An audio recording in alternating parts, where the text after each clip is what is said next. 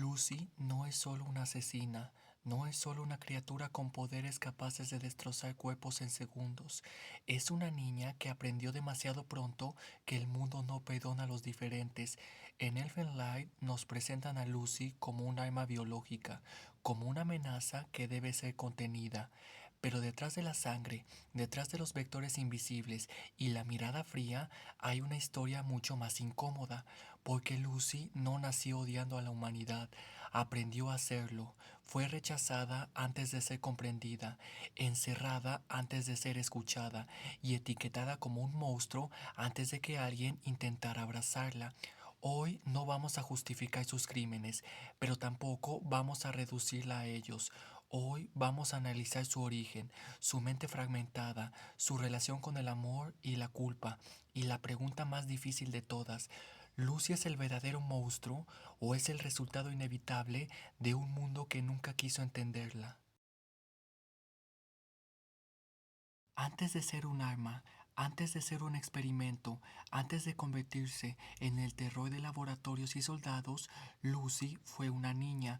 En Elfenlight, la historia de Lucy comienza marcada por algo que ella jamás eligió: nacer diferente, con pequeños cuernos en la cabeza y habilidades invisibles llamadas vectores.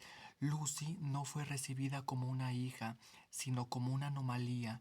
Desde el principio el mundo la miró con sospecha, no con curiosidad, no con ternura, con miedo. Y cuando un niño crece sintiendo que su sola existencia incomoda, algo empieza a fracturarse por dentro. Lucy no creció en un hogar amoroso, creció en un orfanato donde la diferencia era motivo de burla. Los otros niños la golpeaban, la aislaban, la llamaban monstruo. No había un adulto que interviniera, no había una figura que dijera: deténganse.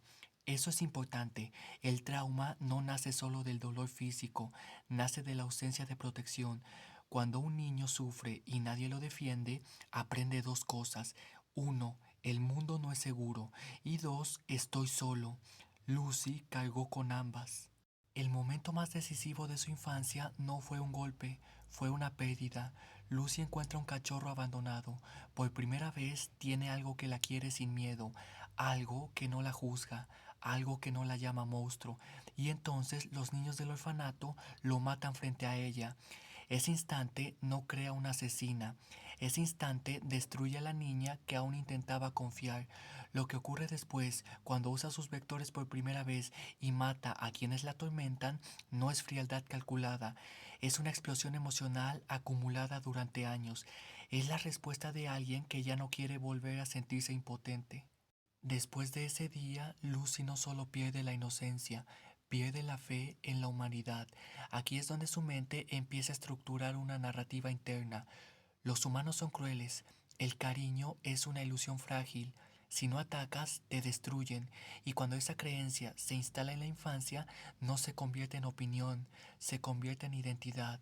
Lucy deja de verse como una niña diferente, empieza a verse como algo separado del resto, y eso es crucial, porque cuando alguien deja de sentirse humano, actuar como humanos deja de parecerle un crimen.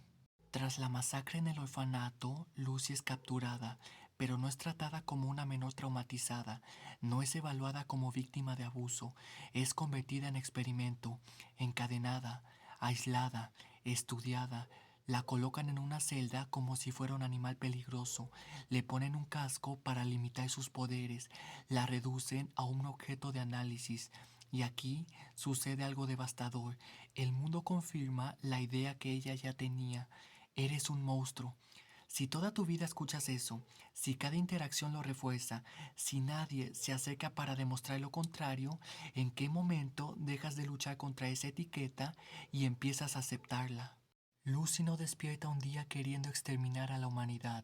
Su odio es progresivo, es estructurado, es alimentado por cada traición, cada burla, cada encierro.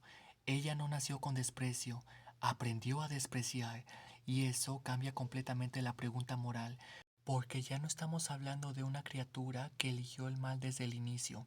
Estamos hablando de alguien que fue moldeada por abandono, violencia y rechazo constante. Si Lucy hubiera crecido en un entorno donde alguien la defendiera, si alguien hubiera intervenido cuando la golpeaban, si el cachorro no hubiera muerto frente a sus ojos, ¿habría despertado ese odio? O más inquietante aún, ¿cuántas Lucy existen en el mundo real? Personas que no nacieron queriendo destruir, pero aprendieron que esa era la única forma de no ser destruidas. Lucy no solo cambió después del orfanato, su mente cambió.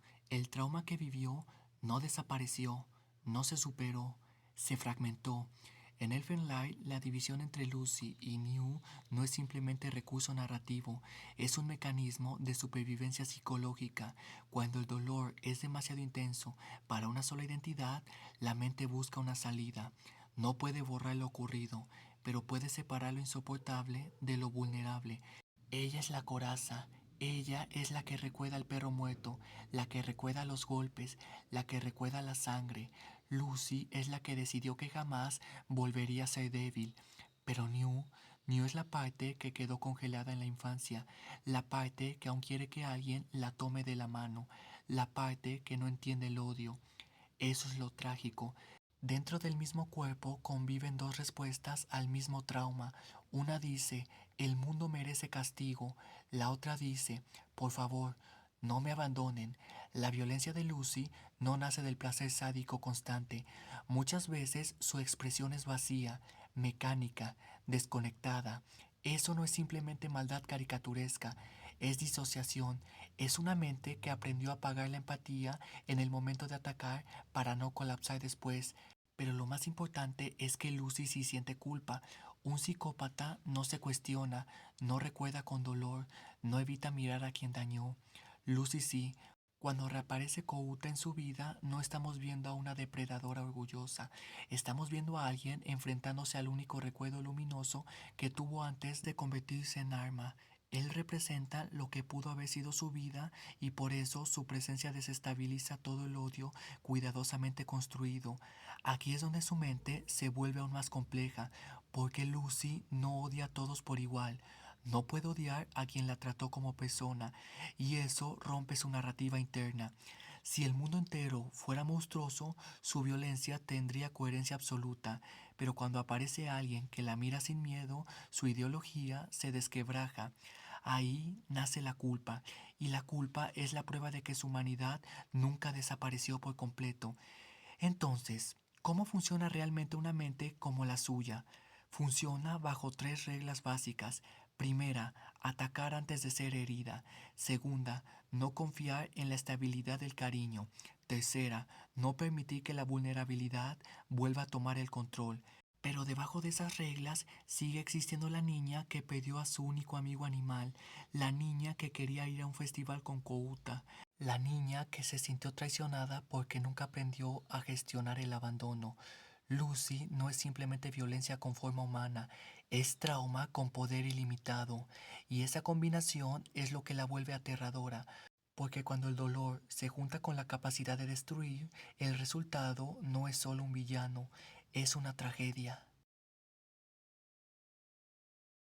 Ella no es solo una historia de ficción dentro de Elfenlight, lo inquietante es que su caso, en otra escala, sí existe en la vida real, no con vectores invisibles, no con poderes sobrenaturales, pero sí con algo igual de peligroso, trauma no atendido.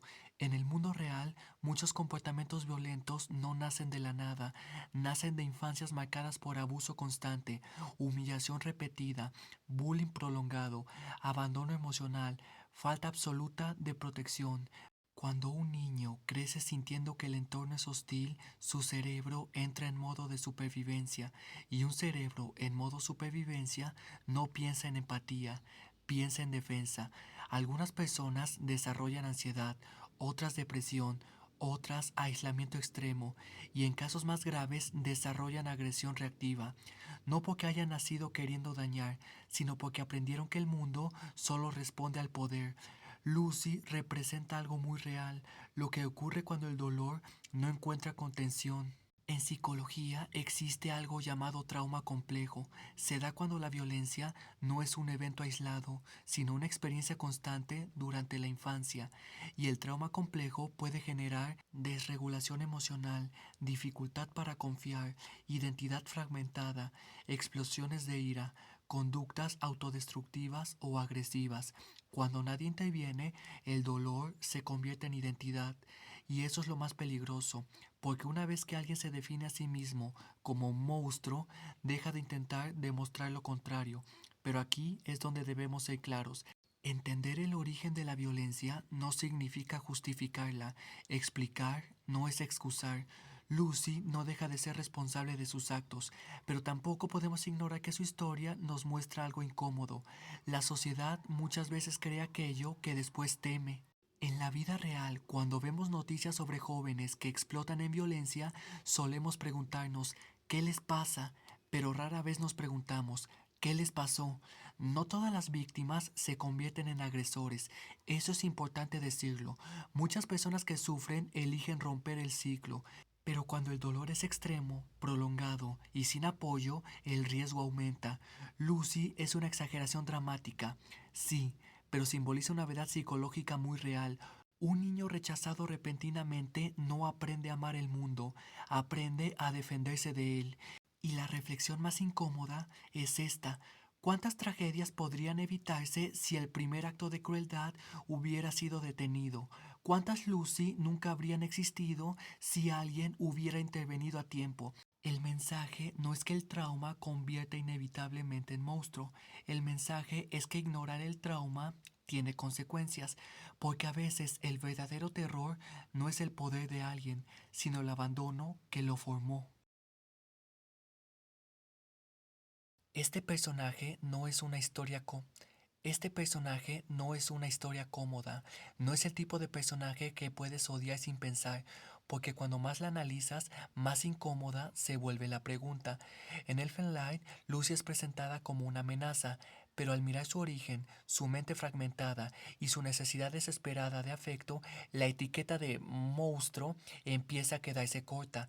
Lucy no representa simplemente violencia, representa lo que ocurre cuando el dolor no encuentra salida sana, cuando el rechazo se vuelve constante, cuando nadie interviene, cuando nadie protege. No todas las personas heridas destruyen, eso es importante recordarlo, pero toda violencia tiene una historia detrás y a veces el mundo se apresura en condenar el resultado sin querer mirar el proceso. La historia de Lucy no nos pide que la justifiquemos, nos pide que entendamos algo más incómodo. El odio no aparece solo, se construye, se alimenta, se fortalece en silencio, y cuando finalmente explota, todos preguntan, ¿cómo pudo pasar? Tal vez la pregunta correcta es otra. ¿En qué momento dejamos de escuchar? ¿En qué momento ignoramos las señales? ¿En qué momento decidimos que alguien es irrecuperable? Lucy es ficción, pero el abandono no lo es. El bullying no lo es. La deshumanización no lo es. Y quizá lo más aterrador de su historia no sea la sangre, sino reconocer que el verdadero monstruo no siempre nace en un laboratorio, a veces nace en la indiferencia.